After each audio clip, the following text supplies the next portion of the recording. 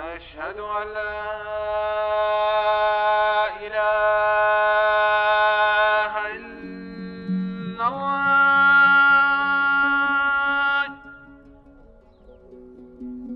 أشهد أن لا إله إلا الله.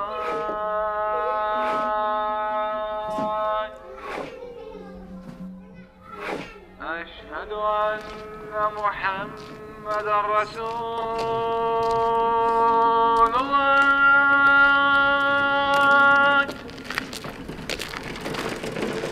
أشهد أن محمدًا رسول الله.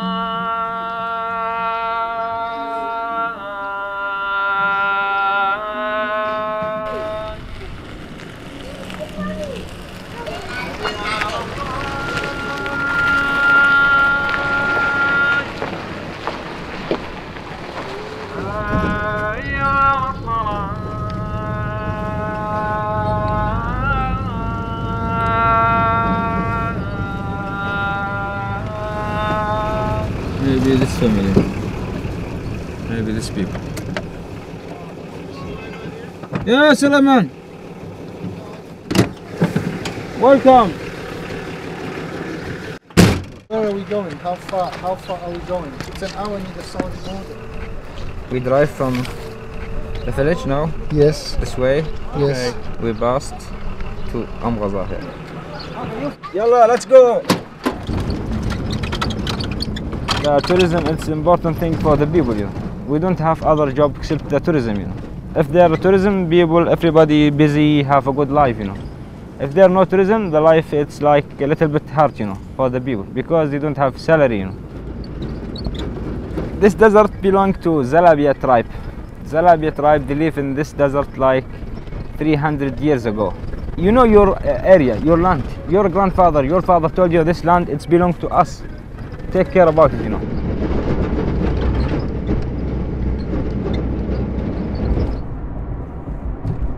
It's no piece of land belong to anybody in the desert. This is a place for the whole world. I mean, this is one of the few places that belong to the World Heritage. It's a particularly beautiful place which has not been damaged for touristic interest. I adopted this place as mine. Although I'm born here, I want to be free to go in there, to have my rest in here and there, to settle down in this store or that store, to enjoy the desert. My name, can't I stay anonymous? For my own security? Because after what I will say about this, they will put me in jail quickly after. Here they know me as Anna, the big mouth, you know, the one who never shut up and who says everything people don't want to hear. Living here, yes, since I'm living in Jordan since 2001, beginning 2001. I love nature and I love fair things. When I was little, I wanted to be like Zorro or Thierry Lafronde, you know, the one who catches the money from the who's that guy? Robin Hood. Yeah. I hate the big business, the tourism thing. Although I live out of it, I'm living out of tourism. Yes, I admit, but I try to do it in a, let's say, as much as possible in a fair or responsible way.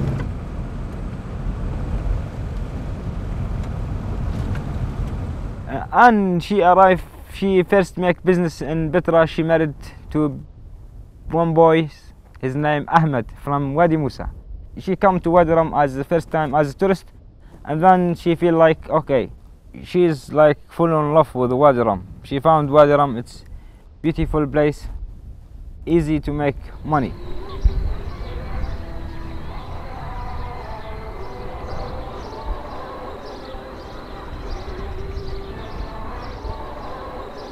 When you come here, you can't help being blown away by the absolute beauty of the place. And it was a feeling, it was a very good feeling for me to be here.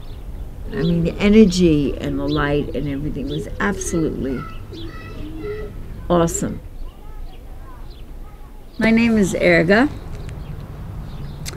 And I have been living in Wadi Rum for the last, well, this year will be the 15th year.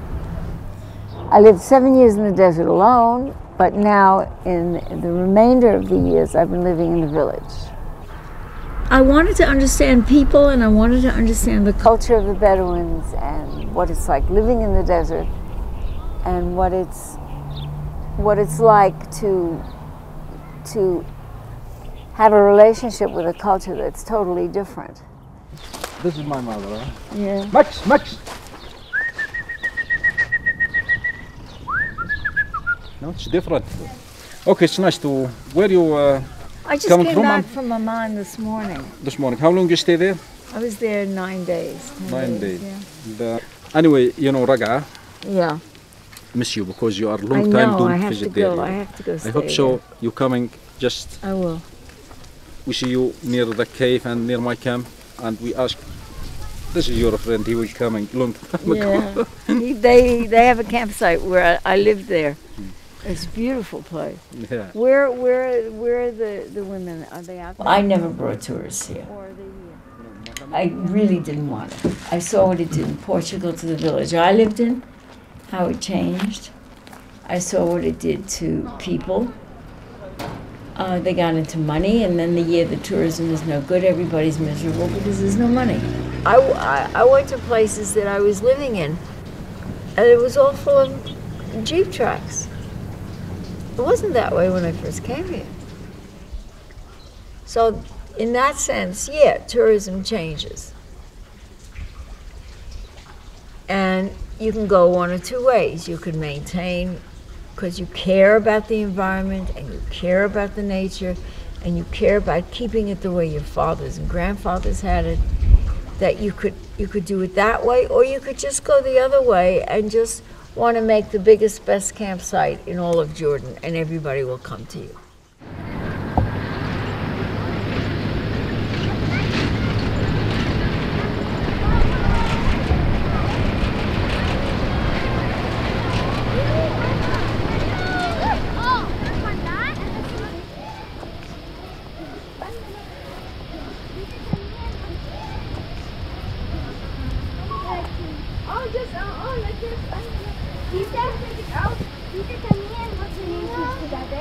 This one will change it, this tent, huh? نعمل مشاوي انت اليوم؟ No, we want to make it zarb. She needs zarb. What zone? What is it? Zarb is under Oh the my ground. god, it needs Yeah, this is but it's I wanna see it. it take us time because the fire taking time. I want But, to help you. I want to see it.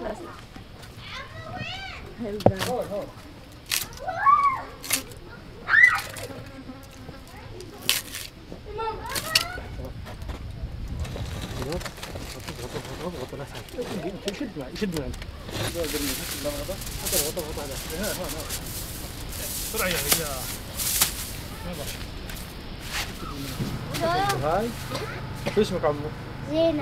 زينب ما شاء الله. We have something like from around 25 to 35 camps. Each family has 1 to 2 camps, you know.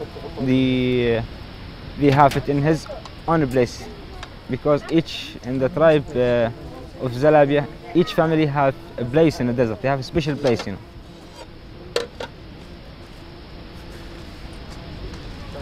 All the Bedouin tribe in Wadi Rum, they work with the tourism, you know. We meet a lot of different nationality. We talk to different people. We do a lot of activity, climbings, you know. We do many things, you know. They take care about the nature, you know, and they know how to work with the tourism. They understand the tourism, you know, very well, because they are long time ago they work with the tourism.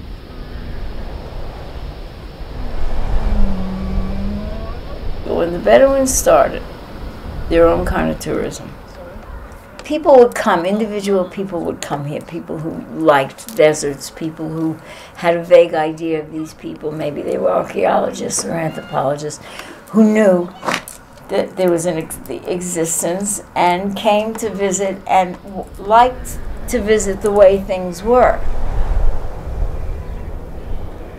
And they would live with the people when they were living in the desert, exactly where they were living. You know, you gave some assistance to the family for the food and whatever, and It was good for the Bedouins. They were able to earn some money. And the people who came here had a very natural kind of experience. It was small, individual kind of tourism. Individuals. And this is what changed.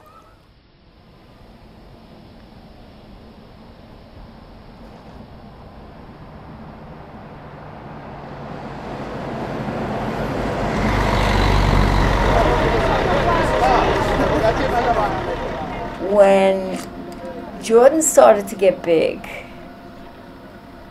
or decided it wanted to get big, then you started with all the tourist people, the UK Tourism Board, the French Tourism Board, all these people started to come. And hey, this has great potential, you know, we can do something here. And it started to build up at that point.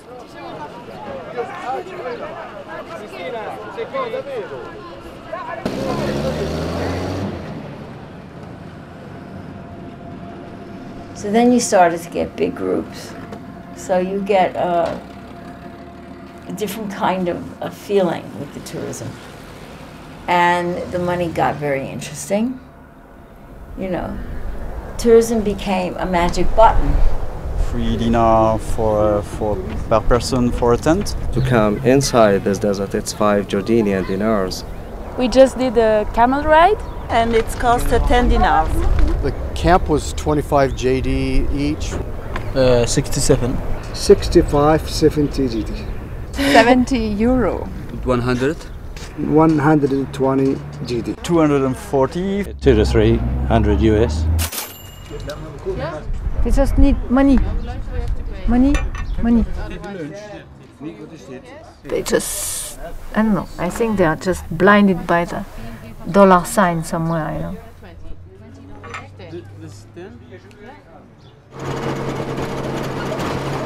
Tourism should adapt to this place, not the opposite.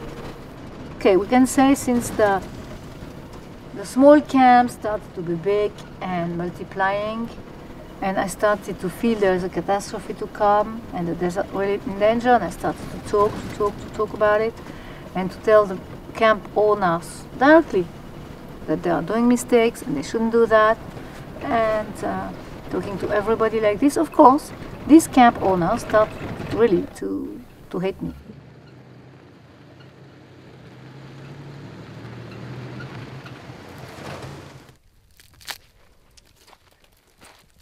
Mass tourism it's like hypermarkets, the same kind of stuff. Huge groups and big profits, and this is really the opposite of sustainable tourism. Mass tourism is horrible. Mass tourism shouldn't even be coming here. It's happened in many places of the world. So beautiful places destroyed because of appetite of big money, big easy money. This is not the first time in the world where it would happen. What's happened is that in 2006, the camp owners, which are people with money already and a certain power, let's say, decided that they would like to improve their campsites as to please the tourist. This is what they say. In fact, it's mostly to please the tour operators, the agencies. And they wanted to build kitchens and toilets and stuff like that in their campsites, and they started to introduce the concrete blocks in the desert from that time. It was a very big mistake.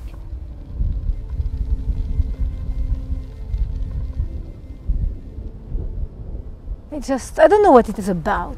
They'll think, oh, a cement block is beautiful, it's nice, it's modern. They're thinking that way, I think. They don't see, even maybe some of them, how the landscape is destroyed with that. They think it's nice. I'm afraid they will destroy everything. It can be destroyed in 2 years. They will never realize that. I'm trying to make them understand, to open their eyes. I said, do you like me? Do you like us? Oh, but no, everybody has camp, the tourists want camp, the agencies want camp, the hotels want camp. Oh. Without any law, I don't see. I mean, we are weak. I'm weak. I don't have authority. I can just speak. I cannot stop them.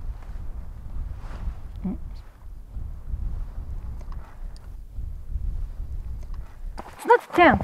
You can see it. It's hidden normally, but it's concrete blocks.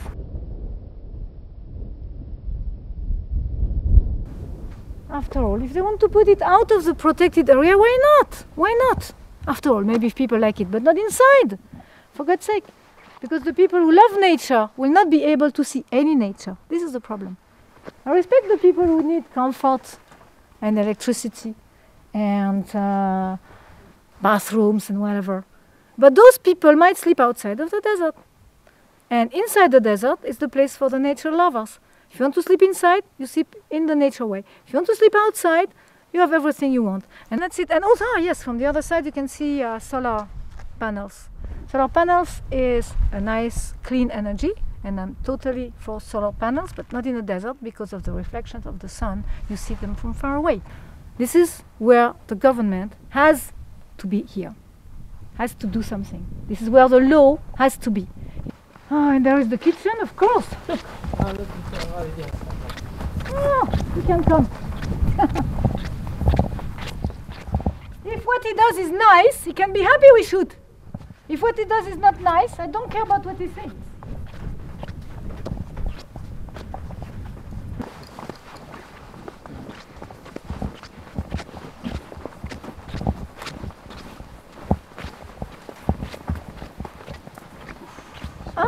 Excellent, look at this, it's beautiful. And you don't care so much. No, leave it, Ya Talla. Why do that? Why do that? Leave it. People have to know. Leave it, please. It's not your work. كويس مش كويس هذا. مش كويس لمين؟ مش كويس السواح يصوروا منظر مش كويس. Ya Talla, please stop that. This is their camp. It's not your work to do that, it's their work. Okay, enough, enough, enough. I want to take all this away and all this away. Nobody cares here about nothing. Make me sick. Well, make me sick to see that. Sick.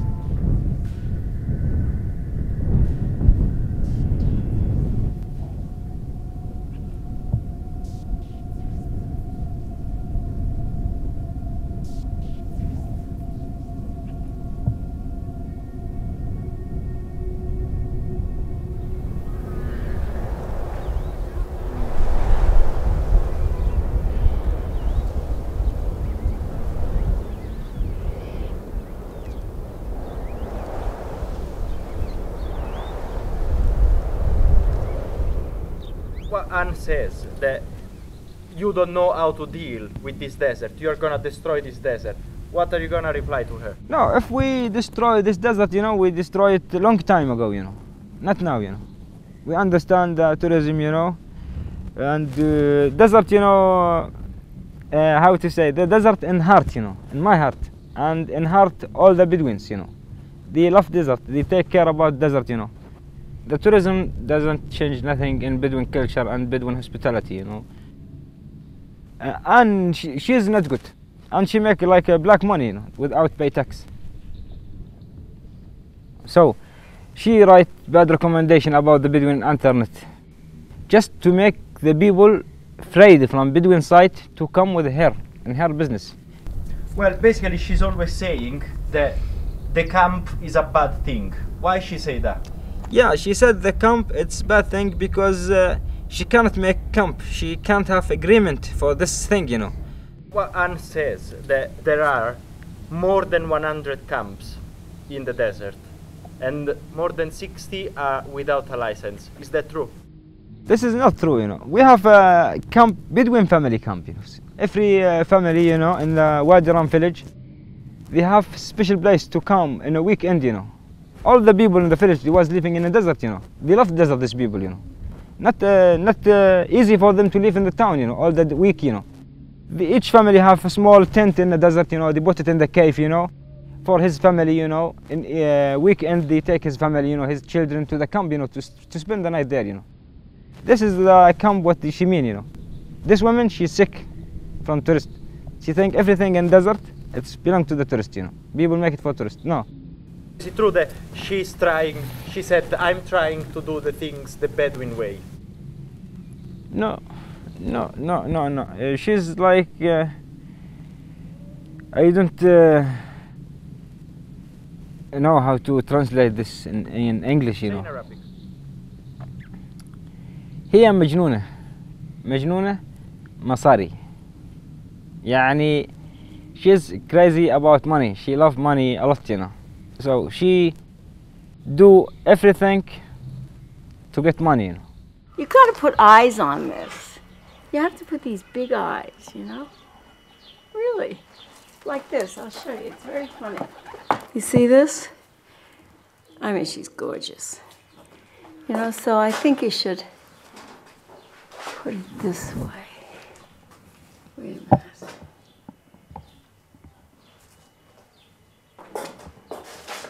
You don't like it? It's too bad.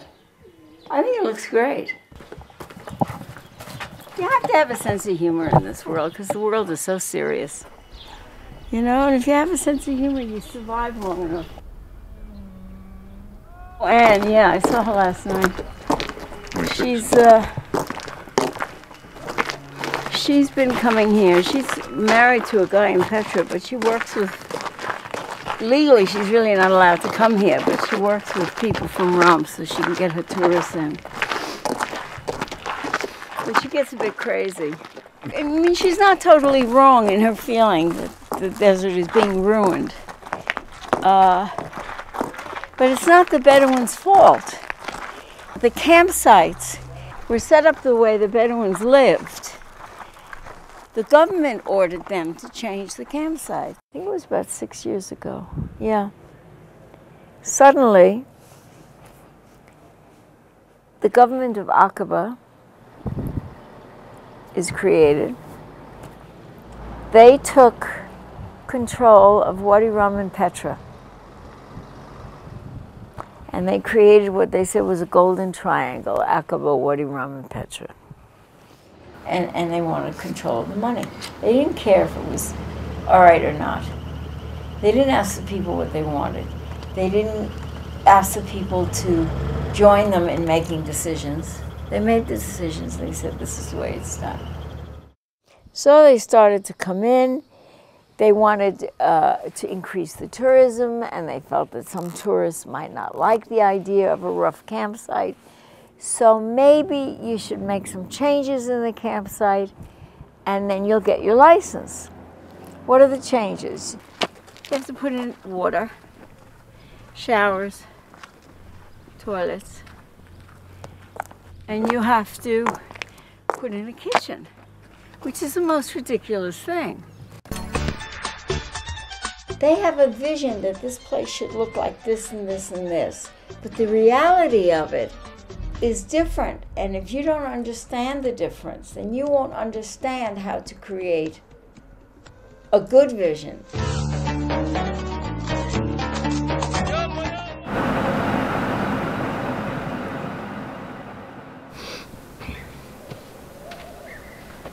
the biggest question that people would ask me is, well, what do you do here? There's nothing to do. I said, well, it's really, for a place where there's nothing to do, it's really quite busy. You know the phrase that you say you get fame for 15 minutes? I've had a lot of 15 minutes. And it's been great. What's my future now? The way the world is going, which is a total change from the way the world I grew up in, and we're not against change, we're not criticizing the concept of change or anything. My future is simply to do the best I can with the rest of the time I have. This is what I talk to people about. We cannot change the way the world is going, the way society's going, the governments are going. I mean, Lord knows I've been in jail enough times and I've been an activist. We can't really change this. It's on this big scale. What we could change is each of us within our circle could be the best that we know how to be, and put that vibration and send that out to those whose circle comes in contact with ours. To get angry, to become really angry about things, is not the answer either, because then you're giving power to what all these guys are doing that you're getting angry about. There is so much negative energy around. If you go to a region like the Middle East where there were constant conflicts, constant wars, over and over and over again, this energy goes in and out, in and out, in and out, around and around. If we get that way personally, we're adding to it. So the thing is, we have to each of us personally go the opposite way. In our dealings with each other, not be negative and not be aggressive, to try to be exactly the opposite.